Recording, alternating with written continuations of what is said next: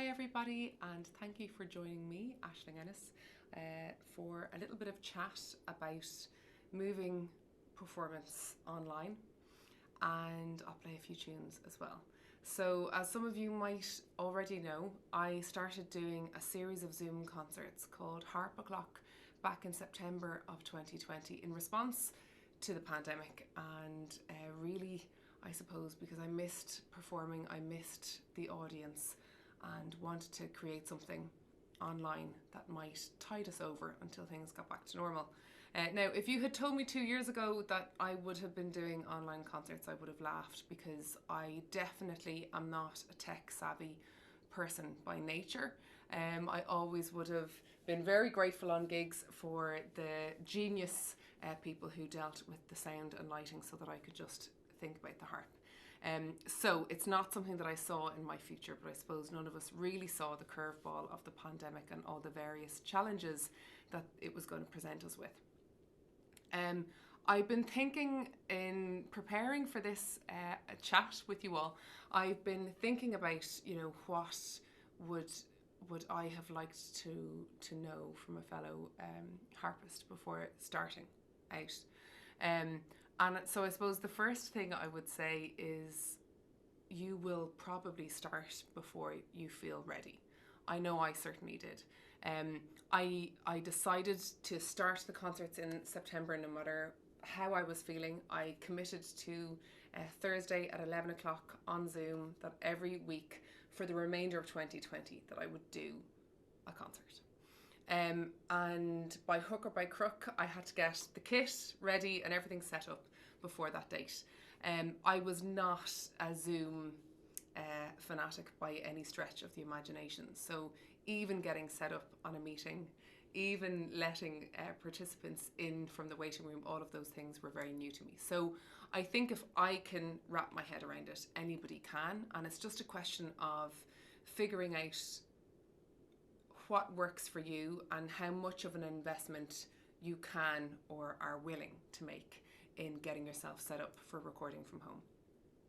So my setup is that I have a Studio 6.8C PreSonus audio interface. So that's the first thing that I knew I had to invest in. Anyone who I asked about doing online concerts kept saying audio interface. So I knew there was no escaping that. So that's my audio interface. It has 4 inputs, which means I can have up to 4 microphones or pickups linking in to the computer.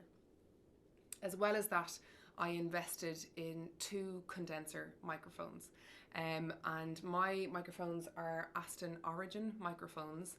And one of them I actually traded in. I play the electric harp and have a fair few effects pedals, and I had lent Strymon Mobius, which is quite a fancy effects pedal, to somebody, and I sort of did a swap, and that got me my first condenser microphone. For the first few concerts I used an old, rickety handheld microphone to speak into, and I only had one condenser microphone picking up the harp. But after a few of the concerts then I got my second condenser microphone. So I've got my 2 microphones on either side of the harp. This one closest to me, which you can't see because the camera's up here, it doubles as my speaking microphone.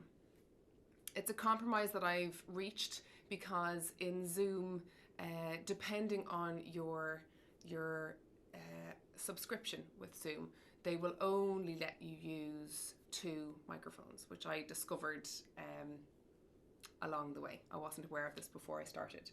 So it's a bit of a compromise sound-wise, but it means that I can pick up the harp and I have it positioned so that it will pick up my voice as well. As you will find when you start to grapple with technology and moving your performances online, it's a series of ongoing compromises to try and get the right fit for you. So that's one of mine. So I've got my 2 condenser microphones and my audio interface, and they feed into my laptop. At the moment, I'm actually recording this into Zoom. So I'm in a little Zoom meeting all of my own, and I'm going to send the recording of that Zoom meeting across for the purposes of this event. But when I stream online, I use some other platforms, which I'll maybe talk about a little bit further down the line. There is that initial investment, inevitably. Now, I know that, Joe and I, will mention that you can get a reasonable recording nowadays on your phone or on your iPad, but if you're looking for a more professional quality sound, then you're going to be looking at investing in an audio interface and maybe one, ideally two condenser microphones. That's kind of just that's just it. When I first started the concerts, I just used the camera on the laptop. I didn't have an external webcam, but now I do. So my laptop, the reason why my eyes are going down here is because my laptop is below and you're up there on a lovely microphone stand. I have my webcam taped to a microphone stand. So why not play something for you? I'm going to start with a lovely tune that has come up recently during some of the Harp O'Clock concerts. There was one recently where 3 different audience members requested this song, so I thought it would be a nice one to play for you to just get a bit of playing under the belt, and then we can chat some more. So this is Róisín Dubh, or Mish Era, and I hope you enjoy it. Bye. Hopefully they behave. And this beautiful harp is on loan to me from Tomás McGilligode, and I have just been really enjoying it so much. So I hope you do too. Here we go.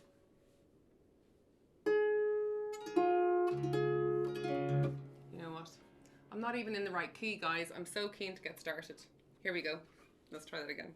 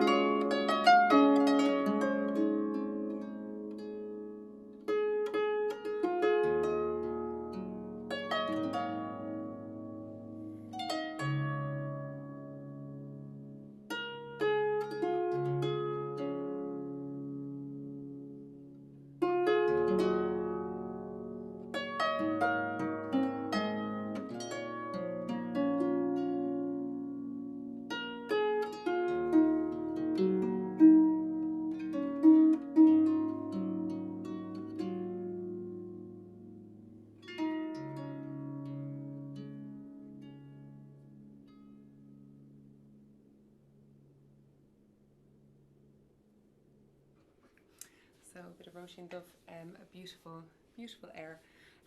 One thing that I had to embrace pretty early on and adjust to, and something that I'd love to speak a little bit with you about, is find your camera and look at it as best you can, although that can be tricky when you're seeing images on your laptop if it's not near your camera. But it's lovely to connect with people by looking into the camera, and it does take a little bit of getting used to. And I call this playing into the void, and it's probably what I had to adjust most to.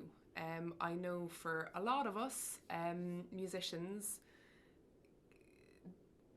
the loss of work, the loss of connection, the loss of audience and performances and gigs and rehearsals that sustain so many of us creatively was a huge loss during 2020.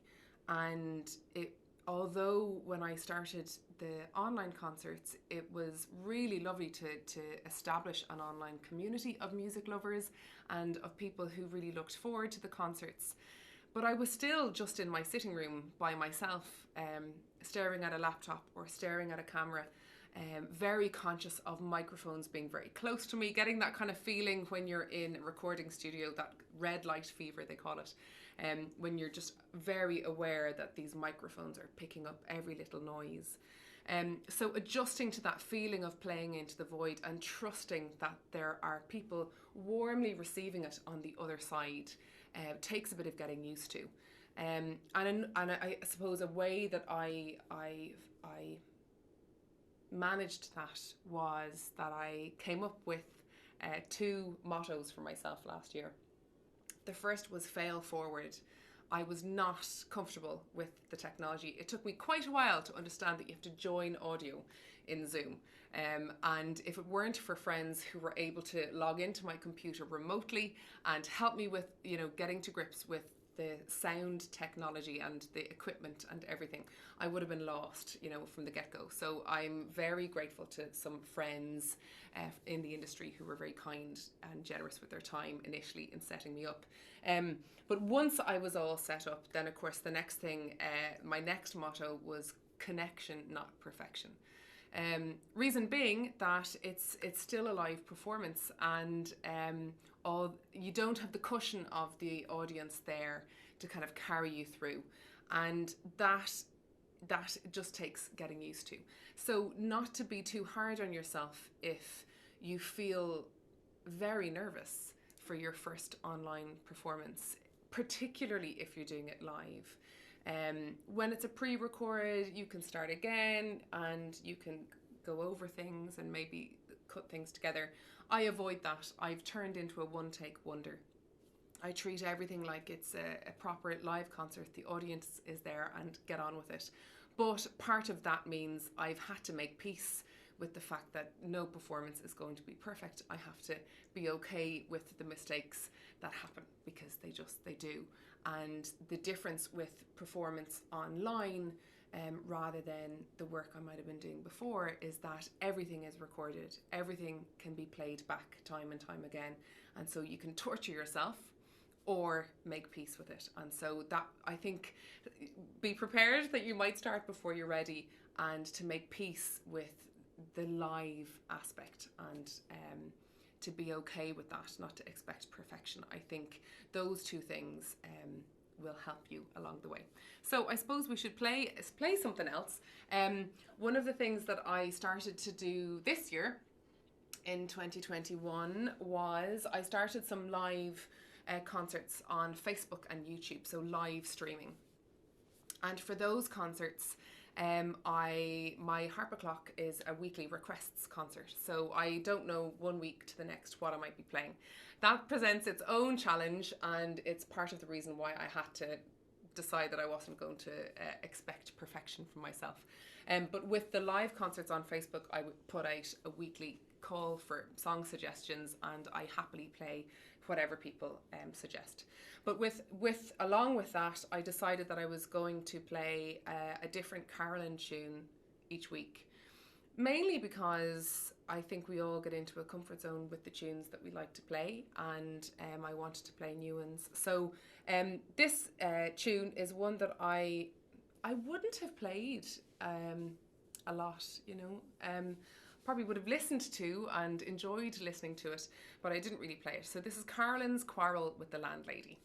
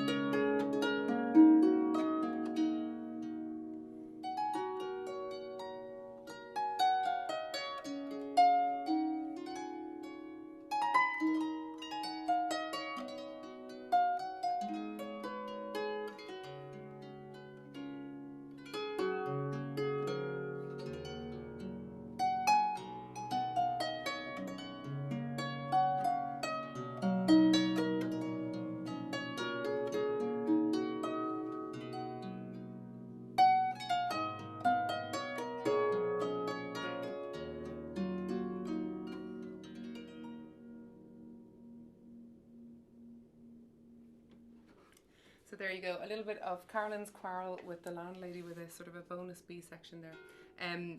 Part of what I've really enjoyed about this whole process has really been embracing the regularity of the requests concerts, and you know what happens in these live moments is sort of perfect in its own imperfect way. So I love to see how things turn out as I'm playing, and that's something I've really had to embrace, you know, because certainly from this year with doing, you know, a mini sort of requests concert essentially live every Wednesday, and then every Thursday another live requests concert on Zoom, it's a lot. So now, so getting back to kind of gear questions and platforms and all that stuff, when I'm doing my live streams, the way that I have settled into doing them is that I have a platform, a program on my laptop called OBS, Open Broadcasting System.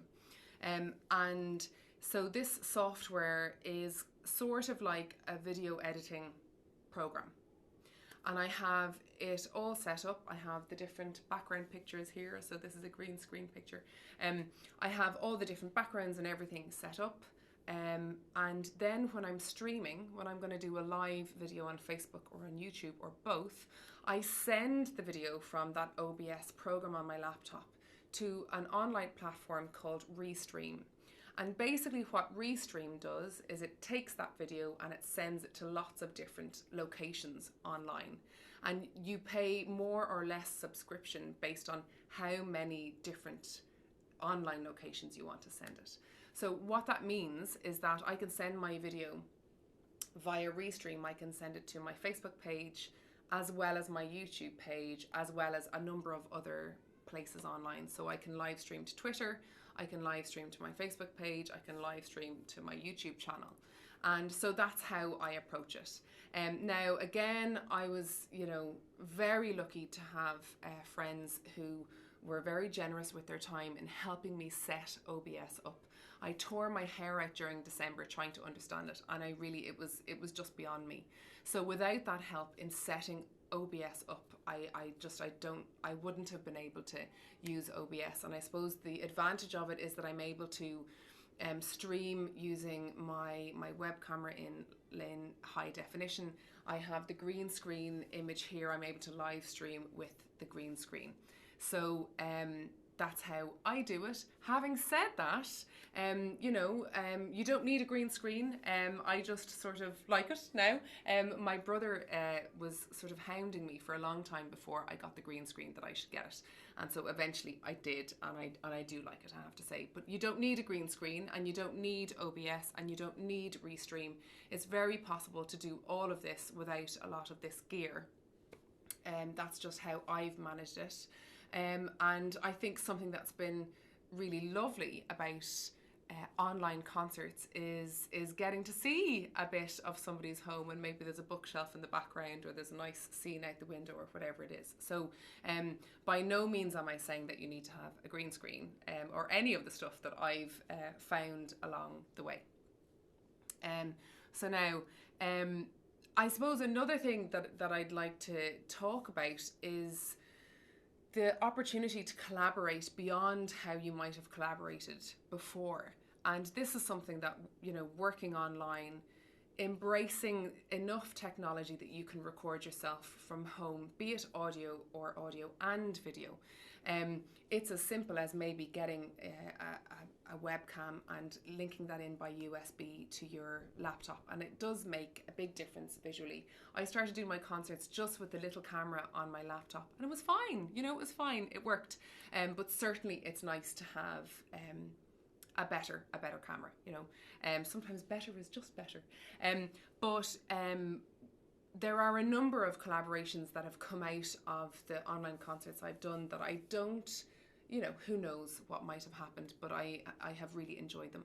One is with Dublin-based photographer Ger Holland, we do a weekly music and photo collaboration where I write a little kind of a harp miniature in response to some of her photography. She takes beautiful landscape photography of kind of Dunleary Rathdown area. This started out as photos and videos of Killiney Beach at sunrise, and she developed quite a following for these beautiful, beautiful images. With a lot of people not able to travel outside their 5K, I suppose it's nice to get that bit of vitamin C, even if it is just in a photo or a video over Twitter. So we do that every Monday at 6 o'clock on Twitter. And that led to being commissioned by Dunleary Rathdown Libraries to create a work for them to celebrate St. Patrick's Day. And that has been a really lovely, creative, simple collaboration that has sort of sustained me creatively this year. It's been a really lovely thing. And we have lots more collaborations planned, so watch this space. You can follow Ger Holland. She's Ger Holland Photography, and she's on Twitter and Facebook and Instagram and all. My tag on social media is Pursuit of Harpiness, pardon the pun. So you can follow me on Pursuit of Harpiness on Facebook and YouTube and Instagram and Twitter and all the places. Another lovely relationship that has developed through this pandemic is that Colm O'Fowlu, beautiful composer, is a regular Harp O'Clocker, I like to call them. He loves to attend the Harp O'Clock concerts. And through that, he kindly wrote some beautiful pieces that I have shared during the Harp O'Clock concerts.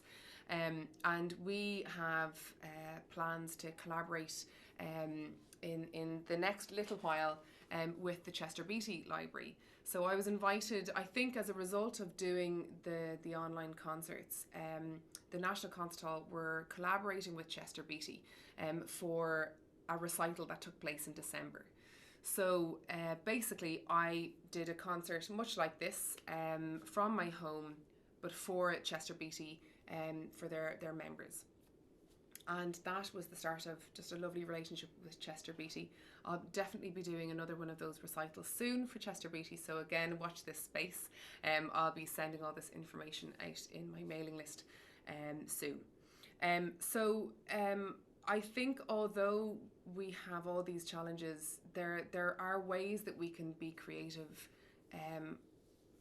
that maybe, you know, opportunities present themselves that might not have. And it's just a question of sort of, I guess, listening to yourself to think, where are you drawn and what are you interested in? And going for it, because there's nothing to lose. You know, myself and Jared just started collaborating. We thought, why not? You know, we'll just do a little video. We had no big plans. There was no, you know, there was no pressure on us. It was just a question of collaborating creatively at a time when we were sort of missing that. So however that translates for you, get a little notebook and write down ideas and see, you know, does any of it materialize? I think we have a lovely opportunity this year to embrace these chances, you know, just to try something out without the pressure. Why don't we have a little bit more music? And I'm going to play I'm going to play a piece called Courtney Guyer, which I learned from one of the Sounding Harps books, and I learnt Anne-Marie O'Farrell's arrangement of it first, and I think it has sort of morphed into some other version. I don't know. So I'm not staying true to Anne-Marie's gorgeous arrangement, but that's how I first became aware of this gorgeous tune. And I'm going to follow that up with a lovely hornpipe called On Spailpín Fánach, which again came up in one of the Harp O'Clocks recently. I'm just going to get it up in front of me now. And it's a lovely hornpipe. This is Courtney Guyer and On Spailpín Fánach. I'm going to check these sneaky strings again. I'm sorry, I have to keep checking them.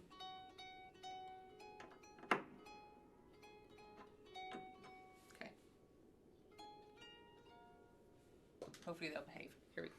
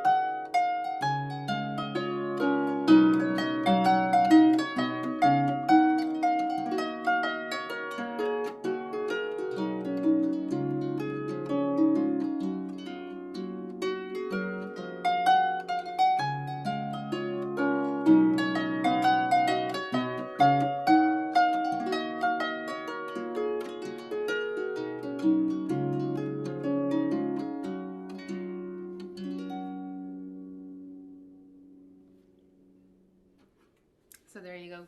A little bit of Courtney Guyer and on Spailpín Fánach. So I'm conscious of our time. We're motoring along.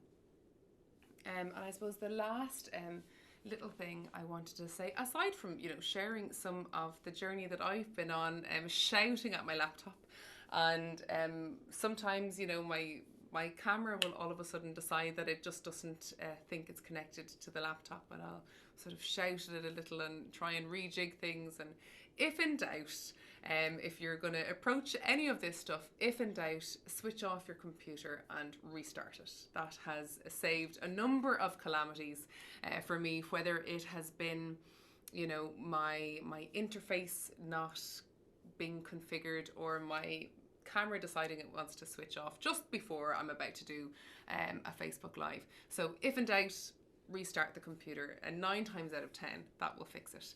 And otherwise, it does help to have a friend somewhere who is good at this stuff. We're so blessed nowadays that there is an app for everything. Joe was telling me, there's an app where you can put in the dimensions of your room and it will tell you where the sweet spot should be. It might not actually be that in reality, but that there are just amazing things that we can rely on now in terms of technology to help us. Another little piece of advice I would have for fellow musicians who are thinking about doing this, don't rely on your wireless connection. One of the first things I did was I bought an audio interface. I invested in some condenser microphones, first one, then the other, but one thing I got was a super long LAN cable. That means that I'm hooked directly into the modem in our house.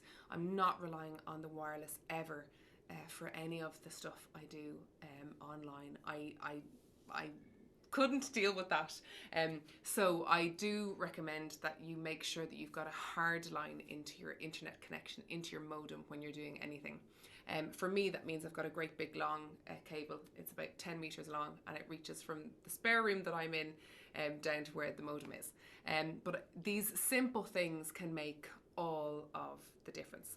And I suppose the last thing that, you know, I would say is that, you know, we're in a stage now where, like it or lump it, we have to embrace online in some way, shape or form, whether it's just until we're out the other side of this pandemic, or just because that's the way things have gone. People are spending their time online, and people are looking for ways to engage with the arts online. So I think for musicians, I'm a freelance musician, I think for me that means embracing social media to a certain extent. It's not something that I was always very comfortable with, but the need to create content that can be consumed and digested online is here, and I think it's here to stay.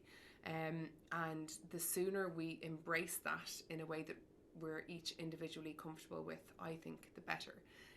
And it can lead to wonderful new collaborations. We can do things together remotely via, you know, the internet that we can't do otherwise. Yes, so I'm going to stop waffling on at you. I hope that you have found some of this interesting and or helpful. You can follow me again. You can follow me as Pursuit of Harpiness.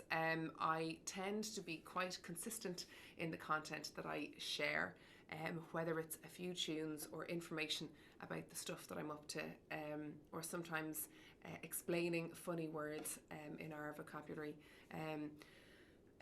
So please do that, and thank you to Harp Ireland for giving me a chance to, I suppose, share a little bit about what my journey has been in the last year, my unexpected journey into technology and the internet. And please don't be shy if you have any questions and you would like to reach out. You can send me a message, whether it's on Facebook or Instagram, or an email via my website, ashlingennis.com. You can send an email via that. Please don't be shy, because we're all in this together, and if it weren't for some very helpful people, I really wouldn't have gotten to grips with any of this. So definitely don't be shy. But a big thank you to Harp Ireland for creating this event and hopefully demystifying some of what's involved online. So now I'm trying to decide which of these two now I'm going to play for you. I think I'm going to play... Where is it? This one. Okay. Or am I? Oh, I don't know. Yes, I am. I'm going to play a piece. Again, this has come up in Harp O'Clocks to finish, and it's quite chilled out. It's a whiter shade of pale. And it's gone flat again, guys.